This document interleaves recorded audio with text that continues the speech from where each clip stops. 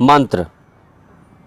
मंत्र क्या है? कुछ विशेष प्रकार के अक्षरों से मिलकर बने शब्द को मंत्र कहते हैं। इन विशेष अक्षरों को बीजाक्षर भी कहते हैं। इन बीजाक्षरों से विशेष प्रकार की ध्वनि उत्पन्न होती है जो हमारे मन एवं शरीर पर गहरा प्रभाव डालती है। इस सृष्टि के प्रारंभ में जब पृथ्वी पर जीवन नहीं था, तब भी बादलों की गर्जन या झरनों की झरझर आदि ध्वनि के रूप में मंत्र इस पृथ्वी पर विद्यमान था। मंत्र दो शब्दों से मिलकर बनता है। पहला है मन और दूसरा है यंत्र।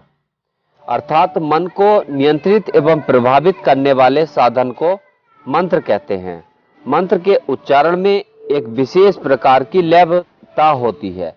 इस लय से एक विशेष प्रकार की ध्वनि उत्पन्न होती है जो हमारे मस्तिष्क की तंत्रिकाओं को प्रभावित करती है।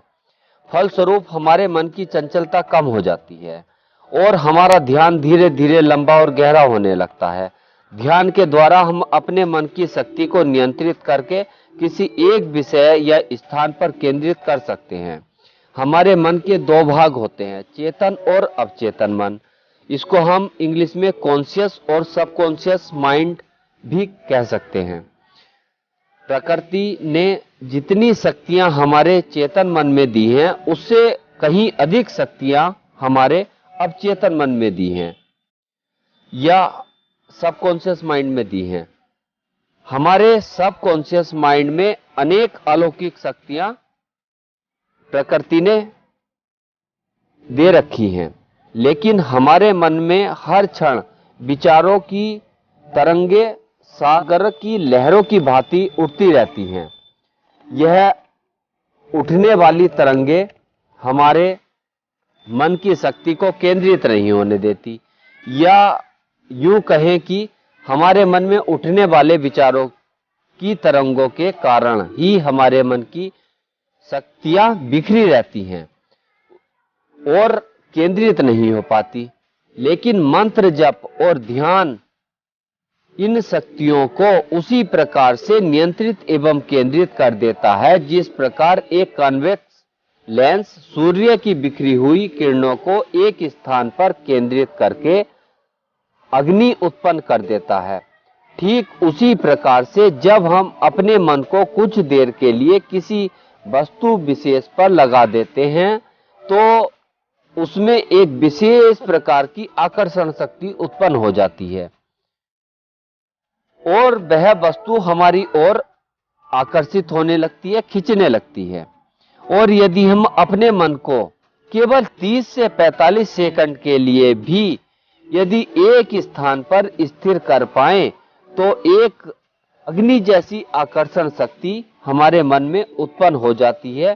फिर संसार की कोई भी वस्तु हमारे लिए दुर्लभ नहीं रह पाती। तब हमारे शरीर के सारे रोग दोष नष्ट हो जाते हैं, मन के विकार नष्ट हो जाते हैं और हम अनेक दिव्य अलौकिक शक्तियों के स्वामी बन जाते हैं। तब एक साधारण व्यक्ति भी देवात्मा बन जाता है। मंत्र जप 3 प्रकार का होता है। पहला है वाचिक मंत्र। इस प्रकार के मंत्र जप में मंत्रों का उच्चारण स्पष्ट रूप से इस प्रकार किया जाता है कि वह अन्य व्यक्तियों को भी स्पष्ट रूप से सुनाई पड़ सके।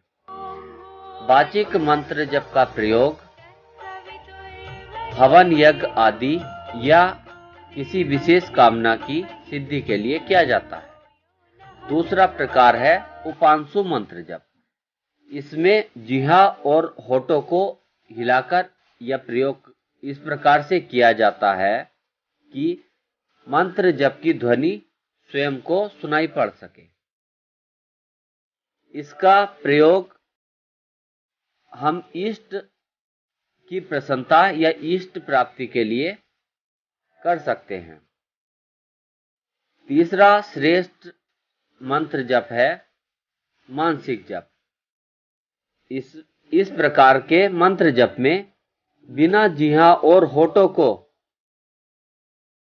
हिलाकर मंत्र को इस प्रकार से जपा जाता है कि उसकी ध्वनि स्वयं को भी सुनाई न दे, वरन मंत्र जप का केवल एहसास हो कि मंत्र जपा जा रहा है।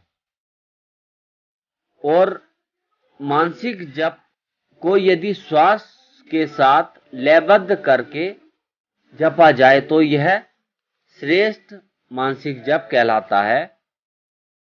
वाचिक मंत्र से 10 गुना श्रेष्ठ फलदायक उपांशु जप और उपांशु से 100 गुना फलदायक मानसिक जप कहलाता है। मानसिक जप में भी यदि श्वासों के साथ में लयबद्ध करके मंत्रों को जपा जाए तो वह 1000 गुना फलदायक हो जाता है। वाचिक मंत्र जप का प्रयोग हवन यज्ञ आदि के द्वारा किसी विशेष कामना की पूर्ति के लिए किया जा सकता है। उपांशु मंत्र जप का प्रयोग इष्ट की प्राप्ति या किसी सिद्धि विशेष के लिए किया जा सकता है। मानसिक जप का प्रयोग कर्मों के बंधन से मुक्ति, आत्म साक्षात्कार व मोक्ष प्राप्ति के लिए किया जाता है। वाचिक जप से उपांशु जप और उपांशु से मानसिक जप श्रेष्ठ होता है। मानसिक जप में भी जब मंत्र को श्वासों के साथ लयबद्ध करके और उसमें पूर्ण तन्मयता के साथ पूर्ण ध्यान मग्न होकर किया जाए तो वह सर्वश्रेष्ठ मंत्र हो जाता है।